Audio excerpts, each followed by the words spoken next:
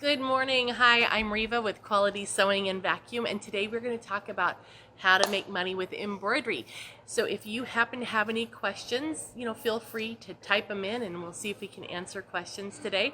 We're going to try to keep this to a nice amount of time, so you feel free to ask questions. And as always, if you want to learn more, please come into one of our stores and talk to someone in person and get, kind of see the things for yourself, and I'm going to show you a couple of machines and then you can see those too in person.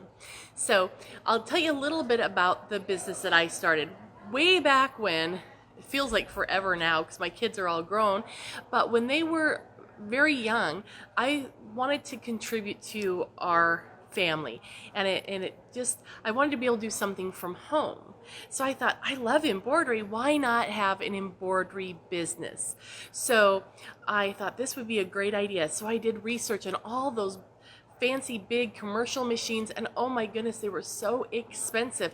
I think the least expensive, now this was let's say 23 years ago, maybe more, but the least expensive single head machine, and a single head machine means that it only sews with, it's just one of these units. You could get one that's 3 heads, which is 3 units, right? But they're really big. So it was like $20,000 just for a machine. And then to make it run, you had to buy the specific software to make it run, which was another $20,000. So a stay-at-home mom with 2 little kids, $40,000 was a big chunk of change for me to even come out of pocket on a whim, right? Because that's what it really was. So that just didn't work out for me. But when brother came out with a 6-needle machine, my husband saw it. He goes, "You need one of those." Didn't let the sun set on that, so I bought one, and I was so prepared. Not at all. I had no business plan, no idea, no concept of pricing, of where I was going to get my customers, any of that. I had no idea. So what I found is that for finding customers, let's start with that. For finding your customers, it's really not that hard. The first thing you want to do is look at what's immediately around you. So if you're in a book club or you're in a guild of some sort, if you let people know that you have an embroidery business, they're going to want to use you because you're one of them. Okay? Then the next thing to look at is your immediate family and the activities that they're in. Now this is where I've made a lot of money off my husband and off my children. So they've been really, really good for me. But what is your spouse in on an activity? What activity is your spouse involved in? Or maybe their business. And that can be a really, really good avenue to explore. Your children, what activities are they in? Now, my son played, both my kids played Premier Soccer. My son stayed in it longer than our daughter did. And then our daughter is an equestrian. So I have done a million backpacks and warm-up jerseys and all sorts of stuff, and sideline gear for the parents and the family members in soccer. And I tell you, I think I've embroidered just about everything that you can for a horse and more. So through those activities, I gained a lot of business. Then the next thing you want to look at is the next level to your family and friends. So for example, I love my brother to death, and he has a boat, and his boat's at a marina. So I'm the best sister ever. I made him a ball cap with his burgee on it, which is each dock has its own signifying flag, a burgee, that identifies that specific dock. And so I made him one of those, and wasn't I a nice sister? No. Do you know how many people saw that and went, "Where'd you get that?" Oh, my sister. So it actually, kind of paid off there. I still don't think he knows, so don't tell him if you see him. Okay. And then also after that, you can start looking into your community, and small businesses in your local area are really great resources because they're a small business, so they are happy to use a small business to get their things embroidered. So if you think about like your little local insurance agency, maybe there's 4 people that work in that office. If they were to go to a big embroidery house, for one, they'd have to, do it long distance. It wouldn't be a personal relationship that they would have like they have with you, but they may have to order 25 of one item. Whereas they only have 4 people. What are they going to do with 25 shirts, right? So you can customize that order right for them, and they really love that. And they're going to love getting to know you because you're part of their community too. So that's some things where you can get your customers. But another thing about your business, why would you want to have your own business? Well, let's set our own hours. You can pick and choose when you want to have your embroidery business open. You can choose to run it out of your home if you want to, or if you want to rent a shop, you could do that too. I ran mine very successfully right out of my sewing room. So that's lots of fun, easy peasy. And if it's in your house, you can commute. The commute's awesome. There's no traffic. And of course, those bunny slippers come in handy because no one cares what you're wearing. So you can take advantage of that. And then also, what kind of business do you want to have? Do you want to have a really big bustling business, or do you want to have a small curated boutique of items that you offer? So I did more custom items. This is me personally, but I chose how much I wanted to work, and I then geared what I offered around how many hours I wanted to work. And so that came in really handy because if I wanted to go on vacation, I didn't have to put in for vacation time. I just took my vacation. So choose how big or how small you want it to be. If you want to just have a small little business that just pays for your sewing habit and all your threads and all the fun things that you want to create with, go for it. No one says you have to be a multi-million-dollar enterprise. Make it what you want it to be. If you love the idea of having a multi-needle machine, which is really fun, by the way, have your business just pay for your machine, and then you can use it all the time for all your other embroidery needs and things you want to do. So that's lots of fun. Another thing that is great is that you can be your own boss. Now, this can be a real sticking point because, quite frankly, my boss was really crabby sometimes. But you could be your own boss, which means that you set your standards and you choose how you want to conduct your business. Now, those customers, we talked a little bit about getting those customers and where to look. But other things to keep in mind is that a word of mouth goes a long way. So if you have an embroidery business and you provide a service or a good to a customer, and they love it and they're so happy, they're going to tell their friends, and then you get business off of that. So it's lots of fun. And the business actually, when you give good customer service and you give a quality product and you give a happy disposition, you're going to get a lot of business coming your way. And like I told you, I didn't plan mine at all, but it sure started rolling in. Okay, so don't be too scared about that, or afraid of that, I should say. Okay, so now how are you going to start your business? Now, getting your business going is really a mindset. It's just making that commitment. Do you need to know and wait until you know everything there is to know about your machine or creating embroidery designs and all that stuff? Absolutely not. If you put yourself forth with confidence, then everyone is going to have confidence in you as well. So when you're starting your business, you want to get a name for your business, and it's good if it lets people know what you're doing. Like I might call mine Reva's Embroidery, right? If I called mine Reva's Amazing Acupuncture, then obviously I'm not doing embroidery, right? If you have the word embroidery in your name, then people automatically know, there's no guess, they know exactly what you do. So come up with your name and then go get a business license. wherever you might be, there's going to be different guidelines that you're going to want to follow. If you're in Washington State, just go to the Washington DOL and get yourself a business license. It's not expensive and it doesn't take very long to do it. And then also, you may live within a city limits that has guidelines as well. So just check with them and make sure that you do that. But the government, the state or your local government all want you to be happy and having a good small business. It's to their benefit for us to have our small businesses. So they make it very easy for you to be able to get that. Okay?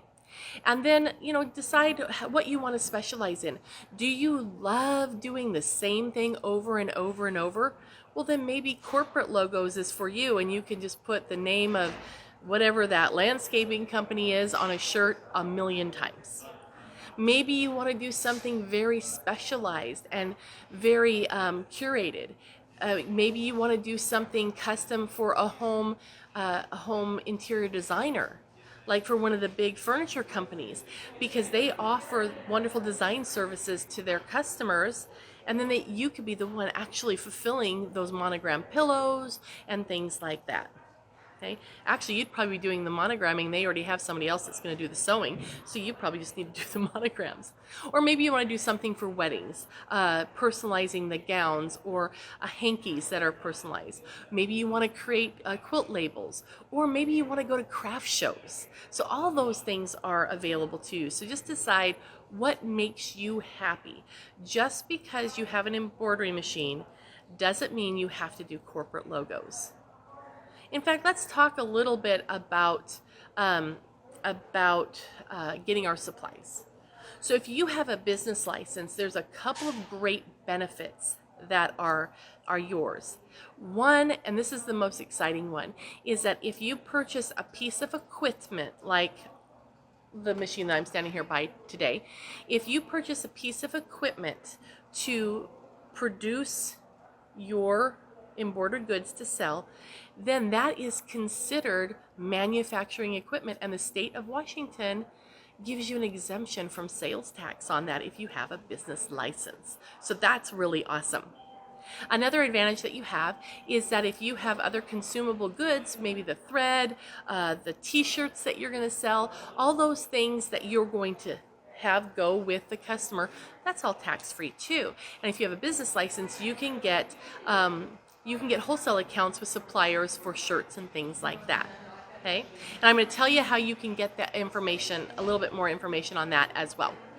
Now, other thing you want to think of, and when you're starting to get an embroidery business, is how do you price things? Now, this can be really a difficult thing to do. I know that I spent hours researching what people were charging in my area, because in my area, people might be willing to pay a different price than someone in a downtown area or someone in a very isolated rural area. So you have to kind of make a judgment on that and go for that. So, but we're going to talk about pricing as well. So let's talk. There's two different things that you're going to need to be able to do to provide things for your customer. One is the embroidery itself, and the other is the design that you put on your shirt. Or I say shirt, it could be whatever it is, right? So if you have someone who has a logo, you can use embroidery software to very easily create that digitized logo. However, if you've never done it before, it won't feel easy. So that's okay. Don't tell them, oh, I don't know if I can do that. I haven't done it before. Don't tell them that. Just say, okay, let me get you a quote for that and I'll get back with you. I'll email that to you. And you can either run it through your software and see, how many stitches it is. Or if you're not comfortable doing that, you can hire a digitizing service. And many people do that, and I even still use a digitizing service sometimes, and I'll email that off and they'll send it back. They'll tell me how much it is. It's usually like $35 to get a design digitized, and then I just pass on that price to my customer. So talking about pricing, if you have an item that you've purchased on behalf of the client, then you take that $35 for the digitized design and I charge them $70. And all I did was email it. Okay, so really, really easy. If you have a shirt that you put the design on and it costs $5, well, I charge them $10 for the shirt. The embroidery is extra. Okay, so really easy. Okay. The other thing that I want to make sure that you know is that it's okay to ask them to purchase directly from you these items. Because if you're doing a set of polo shirts for a business, if they bought them at Target on sale, likelihood is next year if they want to match the same color or whatever, they're not going to be able to. And if something goes awry and your machine eats one, you can't replace it.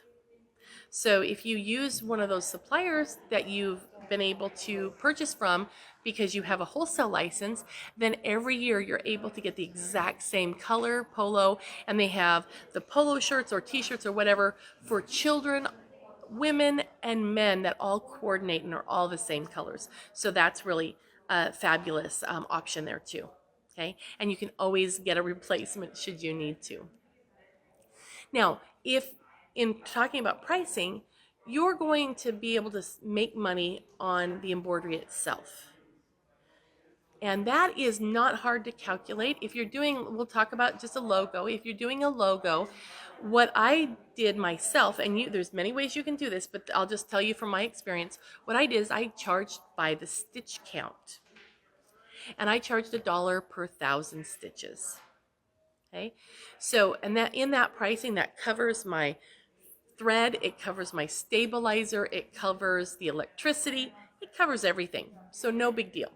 So $1 per 1,000 stitches, and so if I had a design that was 10,000 stitches, how much would that then cost the customer? $10. You got it. Now let's say I have a design that had 3,000 stitches in it.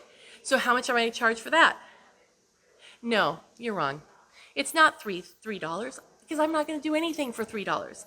I have a 5,000 stitch minimum, so it's $5. Easy peasy, right?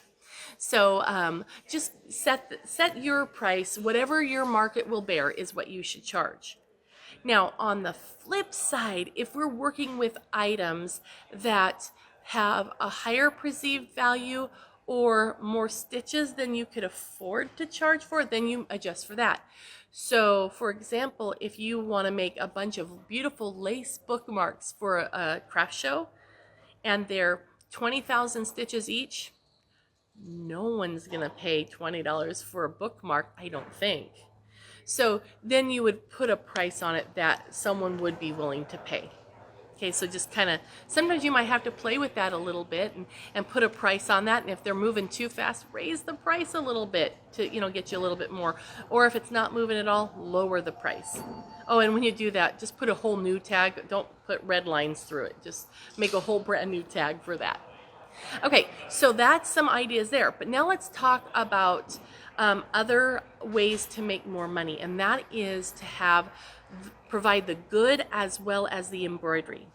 So let's say I'm doing a logo that is 10,000 stitches. I want to charge $10 for that logo.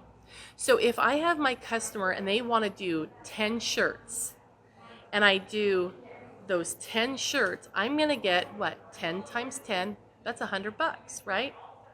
Now your machine can stitch 1,000 stitches per minute, and so if it's a 10,000 stitch design, it's going to take 10 minutes. So if I do 10 of those, it's going to be an hour and 20 minutes, right? Because 6, well, I don't know. Let's go do 6. On camera, live on Facebook, my math is not going to work. So we're going to do 6. How about that? Because we could do 6 in an hour. And so in an hour, I'm going to make $60. That's pretty good money, right? When you put it in terms that way. But let's talk about that shirt. So let's say they wanted polo shirts and they picked out polo shirts that maybe cost $10. Well, we're going to charge them $20 plus the $10 for the embroidery. So now those same 6 shirts that took an hour to do, now I've got $10 profit from the shirt itself and $10 for the embroidery. So now instead of $60, we're making $120 that same hour. Okay, can you see how that math gets better just because you're providing the goods as well as the service? Now, if you look at other things like maybe a jacket, let's say we have a jacket that they want to do, just a zip up lightweight jacket that costs you $25. You're still doing that $10 embroidery. We have a $25 jacket, so we're going to charge them $50 for that jacket. So now that's $60 an hour over the cost of the coat. So 6 times 6 is 36, so it's $360 for that same hour's worth of work. Okay, it's starting to look better, isn't it? Wouldn't you love to make $360 an hour? Now, earlier I talked about that bookmark, and I had mentioned that sometimes things don't cost as much as what you can charge. Let's talk about a ball cap. Now, ball caps are one of the easiest things to do if you have a machine like this, and I'll talk about that in a second. But I have done thousands of ball caps, and I love doing ball caps. They're so easy to hoop, and they're just so fast. So a ball cap, if a ball cap costs $2.50, and we still have the same logo, it's $10 for the logo, are you going to charge them $15 for that hat? No. A custom ball cap is worth far more than $15. So maybe you're charging $20 or $25. Let's say $25. So now the cost of the good is $250, and 25 minus 250 would be what? $22.50? I think that's right. We're going to pretend it is if it's not. Okay, so in an hour, you're making $225. That's awesome, and that way more than pays for your machine. So you could do, 24 hats in a month and have your machine paid for. So that's a really cool thing if you're wanting it to pay for your toys. Okay, so now let's look at some things that you would need to start. We talked about you need a business license. That's encouraged. Then you also want to have a wholesale account where you can get your shirts and things at a wholesale price. And then, and it's okay to do everything custom. You do not have to buy stock ahead of time, because if you buy a bunch of purple shirts, you know what? No one else will ever want purple again, and then you'll be sitting on these shirts. So just place your orders when a customer orders, okay? So then also you're going to want an embroidery machine, and you can do that with a tabletop if you have one. In fact, you may already be doing a home-based business and you don't even know it. How many of you have friends who say, oh, you have one of those embroidery machines, could you do this? Well, if you're doing that, you have an embroidery business, you're just not charging for it. So let's get charging for it and make you some money. So keep that in mind. But if you don't have a machine, or you have hit limitations that your tabletop won't provide for you, like doing tote bags easily, baby onesies, shirts, without having to open everything up, sleeves, pant legs, things like that, then you might want to look at a multi-needle. So let's take a look real quick at the Brother multi-needle. This is a 6-needle. Now, the one thing that you're going to love about a multi-needle machine is, this is my favorite thing right here. This has a free arm. So you know in your sewing machine when you want to hem your pants and you take the tray off and you have a free arm so you can get in there and you can sew all the way around your hem? Same type of idea here. So you can put a baby onesie on here. You can put a tote bag, and you don't have to undo any seams. So very, very easy. And also, since it has the free arm on it, you can put a cap driver on here, because caps are curved, and so you can put a cap system on here that will curve just with the hat. It's not advised to put a hat on a flat hoop. Okay, it just doesn't turn out real well. But here's a dress shirt that I have, and you don't even have to unbutton it. All you need to do, since you have the free arm, is I just come right inside and I put my hand out through the neck and I touch the machine and then just slide this on. And the reason I touch the machine and I do it this way is so I can make sure that there's no fabric underneath that hoop. Because if you sew the back to the front, no one can get it on. It's just a mystery why that doesn't work out so well. But that's the beautiful thing about a free arm. Now, another thing about a multi-needle like the Brother here is that it has an industrial style threading system. So the thread paths on here are not the same as our regular home sewing machine or our home tabletop embroidery machine. You know, when you put the foot down on your machine, it pinches the thread and it puts a tension disc on there, so it slows how fast the thread can go through. Well, that's pinching the thread, and it's actually causing friction on the thread, and it can be harsh to the thread. This is an industrial system, and I don't know if you can see this little dial here, but underneath here there is a little wheel that turns, and so the thread comes down and it wraps all the way around that, and then the little wheel will turn as the thread is being used up by the needle. Then this little wheel will turn, and this is a tension dial that puts pressure down on the dial with a spring, and that is what keeps it from going too fast or too slow, and so it gives you the proper tension. So since this has the rotary style tension discs, it's very gentle on your threads, so you're able to embroider at high rates of speed, and even with like metallic threads at a higher rate of speed, and it will stitch out beautifully. So that's really an awesome thing too. Now, the other thing that is a huge time saver, and this is what is so hands down the best thing of a multi-needle like this, is the fact that when you bring up a design, now this has a bunch of designs loaded into it, but it also has a USB, so that way you can just put a memory stick in there, and it's also Wi-Fi, so if you just want to send it from your computer, you can do that too. But I'm just going to pull up a design here, and that one's pretty. So I'm just going to say set. So here's our design. I'm going to go into edit end, and it says it's too big. So let's go back. Yes, you're right, it is too big. I have in here a 4x4 hoop, so I will choose a 4x4 design. There we go. So here's our design, and edit end. So here is our little guy there, and when we go to embroidery, it's going to show you the list of all the colors that it needs. It even shows you a suggestion of where to put them when you're threading your machine. Now, once you finish one color, it's going to automatically go grab the very next color, so you don't have to be babysitting your machine. If you've ever done an embroidery on a tabletop machine, you know how you're going to sit there and watch and babysit that machine, because it's going to need to have the thread changed. And this will do it all for you. The machine just moves all by itself. There's a needle threader, there's even thread cutter on this machine.